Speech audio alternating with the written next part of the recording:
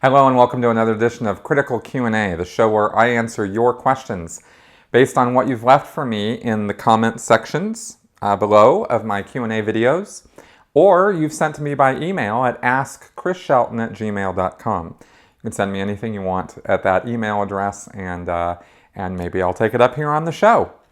This last week I posted a review of Battlefield Earth because the book has been recently re-released. The Church of Scientology is trying to, in their zany ways, are trying to get that book popularized again so that they can popularize L. Ron Hubbard. And of course they're completely delusional. But anyway, I thought I'd throw that up there just for fun. And if you guys haven't checked it out, go ahead and do so. If for those who don't know, I've been foraying into movie reviews lately, and I will be doing more of that. I think in the next day or two, you'll probably see a review come up on the new Ghostbusters movie, and more to come with that. And all of those are almost all bonus videos right now. I don't have those on a regular schedule or anything. We did not do a podcast this week, so in case you're wondering, that was purposeful. I didn't have any way to tell everybody, hey, sorry, no podcast. Just things came up and that didn't happen, but we will be back next week. So now let's go ahead and get on with your questions. Lloyd Wasson, thanks Chris for your channel. You were one of the first familiar faces I saw when I left Scientology, and your channel is a big help on getting and keeping my head straight after years of indoctrination. It was amazing to see my old management senior talking with a real straightforward approach to leaving Scientology. For years before I left, I proudly told my fellow Scientologists I was a flag-trained Class 4 co-audit supervisor and cramming officer. I also would explain to WOGs that I was a very knowledgeable Scientologist proudly. One of the biggest things I have had to deal with after leaving is the deflating of my ego. I still think it is my biggest weakness and struggle to keep it in check. I am sure you also have struggled with this. How do you deal with it? Also, I have suffered from depression shortly before leaving and a bit afterwards, which of course at the time I didn't admit to myself. Have you dealt with this? I also would like to say to the non-ex-members that Scientologists are people and most are good people, and for some of us, this cult has ruined and destroyed our life and the lives of those closest to us. Yeah, coming out of Scientology is rough, and it's not generally appreciated just how rough it can be. I've talked on my channel here about the recovery process and things that I've had to go through to sort of educate my way out of the cult think that goes on in Scientology. And I have also in that time educated myself on a lot regarding thought reform and thought control and that sort of thing. And I mention those things because I think those are the single most important aspects of recovery. For me, has been that educational factor. Coming out of Scientology is one thing. Getting reacquainted to the real world is a whole nother thing, and getting used to everything.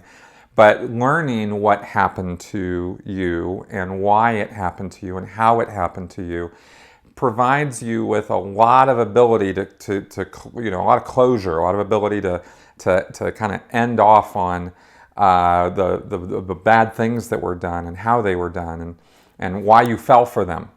And that deflating of the ego thing is part of that, because I think for me, I certainly had, ego problems or problems with self-worth and morale, or, however you want to put it, because I thought that I was stupid. I thought I was, how could I have fallen for this? What kind of a moron am I? That sort of thing.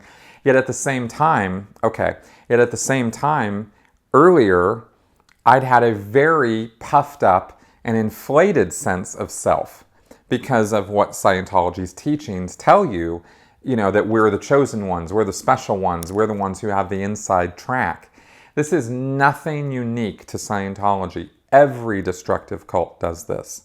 And I mean every destructive cult, including political and social destructive cults as well, right? You liberals and conservatives out there, and various social justice warriors out there who think you have the only line into the truth. That's not the case, right? So there can be a fall. There can be this, like, this puffed up ego, and then you hit the real world outside of the bubble world of Scientology, and you're like, oh my God, I didn't know all this stuff. And it hurts, and it's like there's a culture shock or a real world shock or something to it, and it can be difficult to make that transition. But something to keep in mind is you're you, and you are and always have been a good person, and have always had the self-worth that you have. And specifically to the person who asked this, Lloyd, I mean, we were people who knew each other when we were in, and I was his senior. A lot of people, and you included, who got into Scientology did so for all the right reasons, and there's nothing wrong with that. Just because a destructive cult takes a good person or with a good purpose and twists that for its own ends doesn't mean you weren't a good person, and it doesn't mean that you didn't have a good purpose. And it doesn't mean that you're not smart, it doesn't mean you're not, or intelligent or have an IQ, and it doesn't mean that you don't have an honest desire to help people and an honest desire to do good in the world. All of those things you can hold on to. There's nothing wrong with any of that. And those are the things I held on to, and fortunately, and I come back to this over and over again because it was so important to my recovery, was critical thinking, was finding out about, learning about, and utilizing critical thinking to break down what happened and why it happened. And realizing that as part of that we were fooled, right? We were taken advantage of. And so to a degree, victimized. And that matters. That's a fact. That's not an opinion. That's not some I'm being a victim. It's like, no, that actually happened in the same way that, although different, but in the same way that a robbery victim is victimized, or a person who is raped is victimized. Though that's victimization. Somebody did something to you. And in Scientology and in destructive cults, it's the same process. Somebody overtly took advantage of you. And so that puffed up ego part gets deflated. But my advice is, don't let it go too far. Don't think that because you were victimized that you're a fool or stupid, or generally, that you didn't have your head in the right place, or your heart in the right place, that sort of thing. Okay. As far as the depression goes, I have not really suffered from a depression, I would say. I had certain PTSD symptomology that was never clinically, identified as such or something. It's not like I had some diagnosis with this. It's all sort of through education that I came to realize some of this stuff. So I highly recommend now that if there is a depressed state, or if there is PTSD or something like that, that you seek some counseling from a professional who knows what they're doing. Unfortunately, there are not a lot of professional therapists and counselors and psychologists who are as familiar with destructive cults and how destructive cults work as there should be. I think this is something that they should be taught, and unfortunately it's not something that they're taught, so it tends to be rather niche. So you have to shop around a little bit, and you have to find counselors or psychologists who have some background in it or have some familiarity with it, so you don't spend half your sessions explaining to the counselor what it's all about that you went through so that they can get up to speed. I think that's totally lame that has to be that way, but it does. But there are some good counselors out there who do know what they're doing, and they can be found, and they can be extremely helpful in the recovery process in getting through a depression, or getting through PTSD, or any other kind of mental problems that result from those kind of the destructive cult experience. Finite automaton. You state in your last video that religious claims, contra scientific ones, are fundamentally metaphysical and therefore unfalsifiable.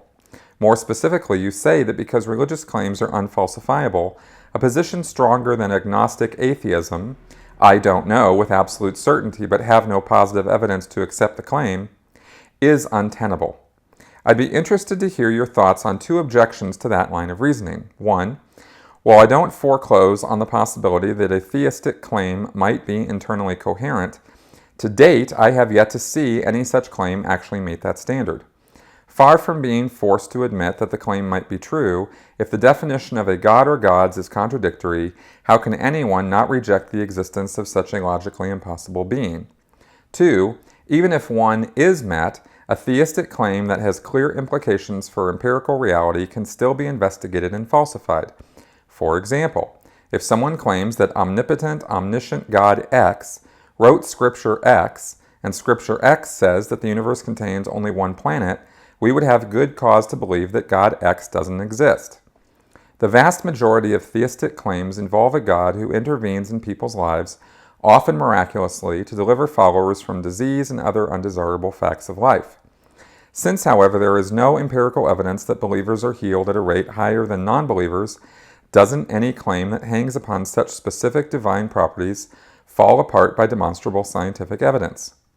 When we apply these two criteria, it seems to be that the number of religious beliefs left untouched is exceedingly small and clearly includes many of the people whose beliefs you pass over as merely unfalsifiable. I feel like there's some kind of contingent of people out there who are trying to catch me up or something, or catch me out on what I'm saying about metaphysical or spiritual or religious beliefs or something. And you keep poking at me, and it's kind of funny, but it's also kind of annoying. Because I don't feel like I'm actually being heard in the words that I'm saying. And I've tried to explain this a few times. So let me just be very direct. I don't like organized religion. I don't believe in organized religion. And I don't think that they have a grip or handle on spirituality or religion any more than I do or anybody else does. So I don't give those guys a pass just because they're an organized religion. I don't think that the Bible is the inspired word of God, and I don't give it a pass.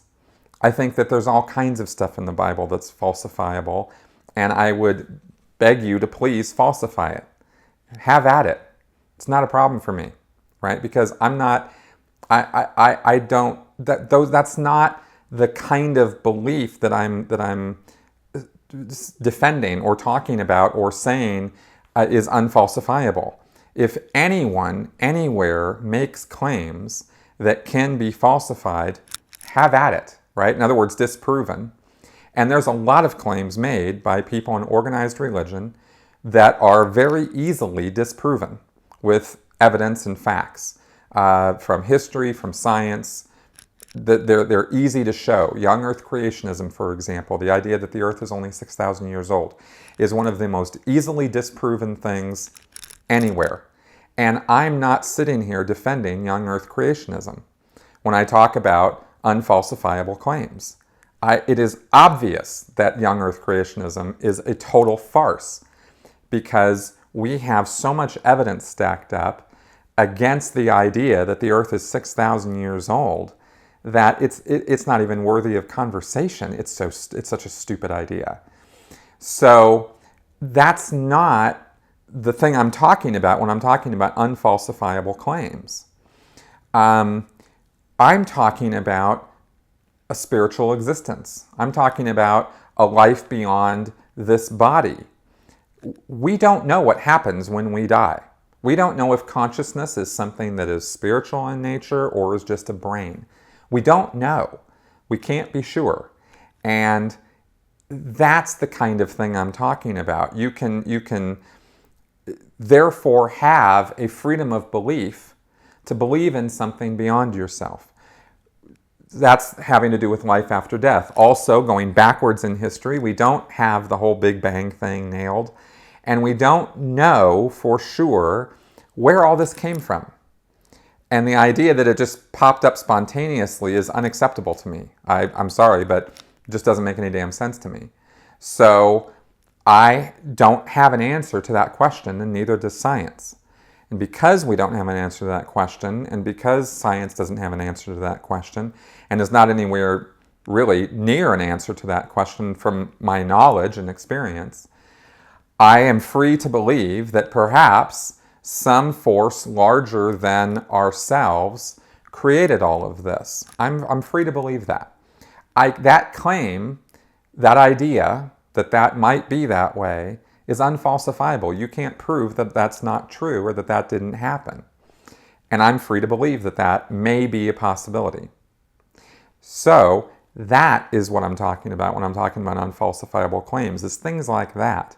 I'm not talking about things that are easy to disprove or scriptures or something. I don't follow any of that. That's why I decided to call myself an atheist. Because I don't believe in any kind of God figure in the same way that any organized religion I've come across interprets it. I haven't found that yet. If I could find one, maybe I'd join that religion. But I haven't found that because I think all these organized religions are just full of it. So, I'm perfectly willing for people to, and happy for people to believe whatever they want in that regard, right? In regards to their organized religions and that sort of thing. You want to follow Christ, go right ahead. I got no argument with it. I'm not saying you're an imbecile for doing so. I'm just saying I don't see the reason. I don't see that it's an intelligent, well-reasoned, rational belief. But I don't have to. It's your belief, not mine. So what do you care if what I think about that belief, if you're a follower of Christ or a follower of Buddha or a follower of, woofle woofle, you know what I mean? Who cares what I think about your belief? You shouldn't care, and because it's your belief, right? But don't start telling me that I need to live my life according to your beliefs, because that's not how things work, right? That's not freedom of religion. That's tyranny. That's something else. So that's my take on that, okay? And I really hope this clarifies that I'm not sitting here defending the Bible, the Torah, the Quran, or any of these things that I think are very easy to falsify or disprove. That's why I'm calling myself an atheist. So, there you go. Chris J. It is known that the number of active Scientologists is thankfully constantly decreasing. Now, in response to this, is the church squeezing its active members for more and more donations, or are they subsidizing these losses with previously gained funds? I ask, as if it's the former and pressure is being put on members to donate more and more, then surely this can only result in increasing amounts of bad feeling and disaffection towards the church, and in turn, more people leaving. It's a business model that simply does not work. Yep, you're absolutely right. It's a business model that does not work, and that is why Scientology is collapsing at a very fast rate. And that's why it's panned, through any media channels you care to look at, and that's why it's the world's fastest shrinking religion, because it's a horrible business model, and it is the former. It is the thing where they are squeezing their members for more and more and more money. The church has lots and lots of money in reserves. So if they need to dole out some of that money in order to keep a local church open or something like that, that will happen. They will keep their structure in place for as long as they can. But as the years have gone on, especially into the 2000s, the number of new members coming in has been less and less and less. Now, I can't say for sure how much less and less and less, because it's purely for the last 4 years for sure, because I don't have access to the statistics of it. When I did have access to the statistics, they were all flatlining and going down. And that had been going on for 10, 20 years. So I'm confident in my claim that it is a shrinking religion or a shrinking group. It's not even a religion, that stuff just comes out sometimes. So you have a business model where people come in, are convinced or sold on this idea of personal spiritual immortality and personal freedom. That's the carrot that's put there. They want that carrot. They strive to attain that carrot. And after enough time has passed and enough money has changed hands, they either realize that the carrot's unattainable and they leave, or they find out what's really going on at some point and they leave, or they just keep plugging away and they just won't let go of it, and they just eye on the prize, man, and they just kind of keep going, which is most of your existing Scientologists at this point. But this, yes, they are being squeezed more and more. That is causing more and more people to leave. And it is a business model that really doesn't make a whole hell of a lot of sense. But that's what it is. Supergalactic Fiend. Chris, a question for you. I watched a YouTube book review of Dianetics, and at one point she mentions that it says the analytical mind is also called the Xenu left, which is defined in the glossary as a made-up word with no meaning. As far as I can tell, the word doesn't appear in the original version of the book, so I guess it was pushed out as part of GAT 1 or GAT 2. So, what on earth made DM read that and say, yeah, it looks good to me, I'm not going to RPF whoever inserted that crap in there? Actually, I looked in the earlier editions before the new basic books, and it is in there. So I don't know what book version you looked at that it wasn't in there. If it, please let me know if I'm wrong about this. But the earlier version, the earlier than 2007 version that I have, does have that word in there. And all Hubbard's doing and using that word, the Xenu thing, he's saying that there's this thing called the analytical mind, and we call it the computational mind, or we call it the blah, blah, blah, blah. All he's doing is sort of making fun of or poking at science's convention of coming up with new names for things. Hubbard liked to poke fun at science all the time in lots of different ways in order to sort of bring them down a notch, because he resented science and scientists. And he knew that what he was doing was not real science at all, and yet he liked to pretend that it was. And so in order to do that, one of the things he had to sell his members on, or his followers on, was that he knew more than science. And so he was always talking down about science, and he was always talking down about scientists and this sort of thing. So that's an example of this in Dianetics, and that's the only reason that that's in there. And so as far as why DM let it go, it's because it was in the book in the first place, because that's what Hubbard wrote. Nia Onelicat. As I understand it, people who have in the past been receiving psychiatric care for things like a suicide attempt are illegal to be audited and cannot move up the bridge in the body they are said to have now. What happens to those people that are in Scientology? Do they just get thrown around in lower courses with no chance to reach clear or higher OT levels? I know that some Scientologists have committed suicide believing they will return in another body. I can't help but wonder if there is some sort of pressure or suggestion from the Church of Scientology on these people to actually go through with a suicide to be able to return and go up the bridge. All right, what you're referring to is called the illegal PC, or illegal pre-clear policy, and that policy has actually changed recently. Somebody sent me a copy of the new version of that, and the restrictions and guidelines as to who is an illegal PC and why they'd be labeled that way have fallen way down. They lowered the bar quite a bit. It used to be that any extensive psychiatric history or institutional history instantly labeled a person as illegal. In other words, they cannot receive formal auditing in the Church of Scientology. Hubbard was all down on psychiatry and said that we in Scientology are not here to clean up their messes, and so they're not legal for auditing because they're too rough, they're too hard to deal with, and also, of course, he also said that psychiatry would implant people and send them in to the Church of Scientology in order to be agents, saboteurs, and provocateurs and mess everything up, right?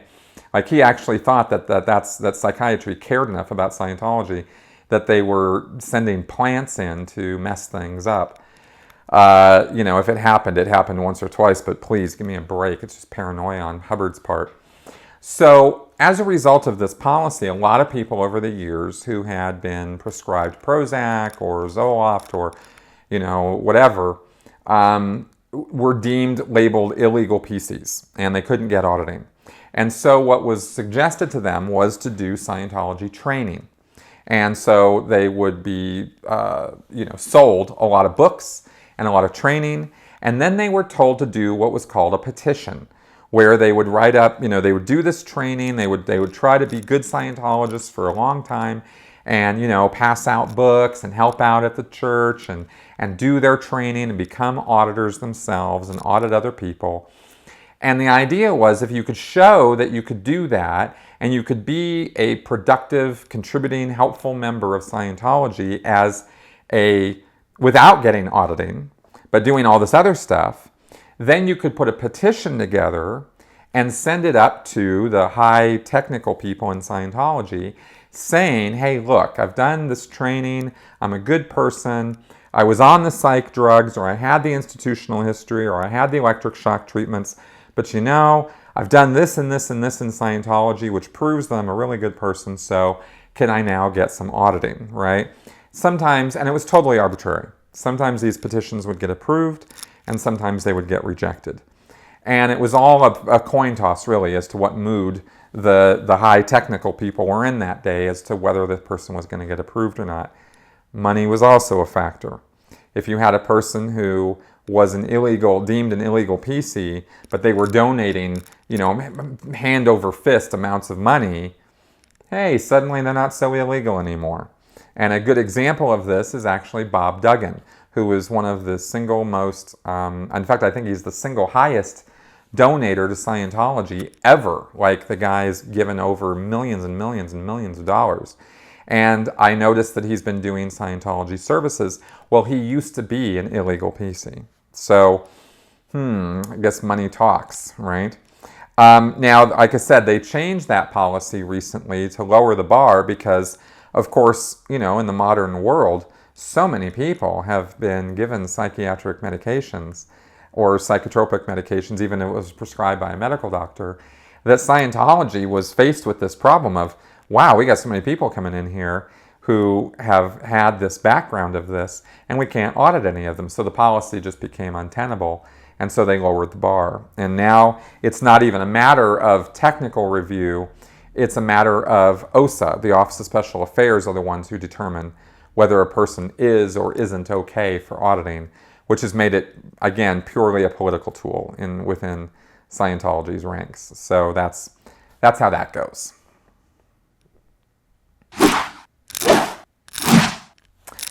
Looks like it's time for Flash Answers. Regina Cheesies. Do you think the church finally got to the Rathbans? Maybe that's why they seem to be turning tail.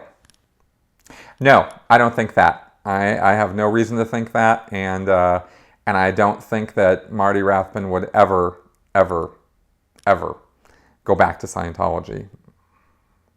This is not a real name. Reading Ron Miscavige's book has given me greater insight into David's mindset and how it developed. Is there much information about LRH's childhood and family life? Yes, there is. I actually talk about it a little bit in my book, Scientology A to Xenu.